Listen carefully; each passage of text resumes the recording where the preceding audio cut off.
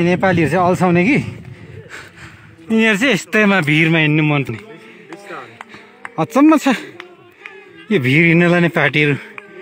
आउनु मन पराउँछ हाम्रो नेपालीहरु चाहिँ म सक्दिन है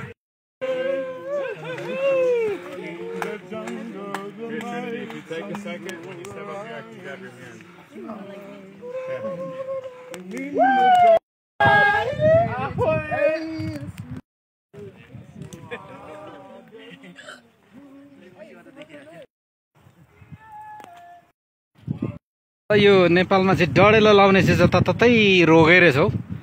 यस्तो राम्रो हरियो डाँडामा यस्तो धुप सल्लाह धुपीगारीमा गुनासोमा डडेलो लाएर चिलिम पारेछ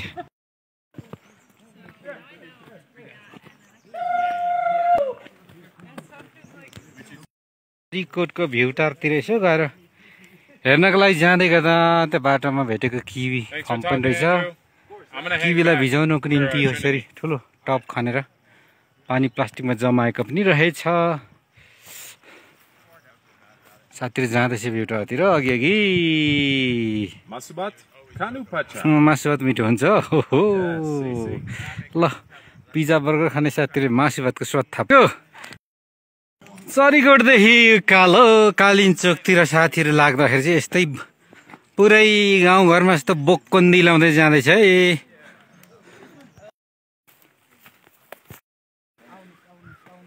ल यो भ्यूटारसम्म जाने हो मासु भात खाने अलि भने गुनास राख्दिएको रहेछ है यस नो प्रब्लम त्यति कहाँ सजिलो हुन्छ र हैन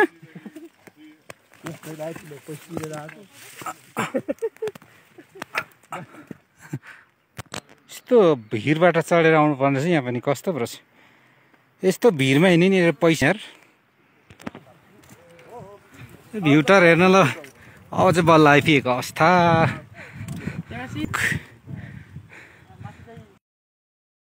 चरीकोटको भ्यू टावर चाहिँ खै कति करोडको थाहा भएन तर अवस्था चाहिँ यस्तो रहेछ भित्तातिर के लेखेको छ तर यो सबै कुरो चाहिँ मैले देखाउन सकिनँ केबलको तार यस्तो रहेछ यो भ्यू टावर बनाएर त्यही खर्च त के गर्ने है सिसा तोडेर यस्तो अवस्था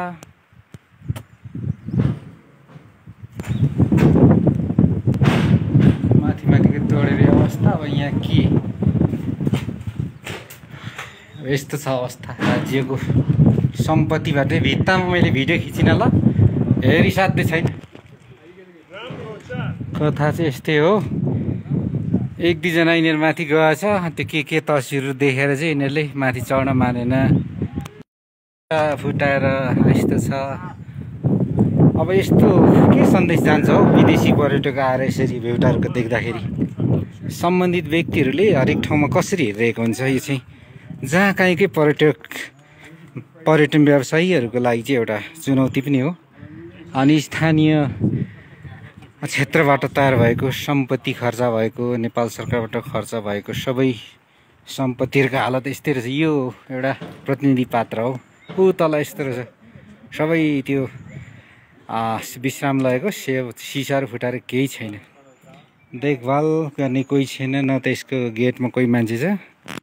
चरीकोट भ्यूटारको नालायक अवस्था देखेपछि चाहिँ टावरमा नचढिकन नहेरिकन साथीहरूलाई फर्काइयो है अब लु कुरा चाहिँ त्यस्तै हो विदेशी पाहुनाहरू आएर यसो हाम्रो ठाउँहरू हेर्नु खोज्दा पनि सिसाको खानेकुरोको भाँडाहरू फुटाएर तहसनस गरेको त्यो सार्वजनिक भित्ताहरूमा चाहिँ दुनियादारी लेखेको अनि त्यो दुनियादारी आर्ट्स गरेर चाहिँ चित्रहरूमा के साह्रो चाहिँ मान्छेको कुबुद्धि हो अब यो भिडियो हेरेपछि सम्पूर्ण मित्रहरूले पनि यस्तो कुकार्यको विरुद्धमा चाहिँ आजको यो हाइकिङलाई चाहिँ आज समाप्त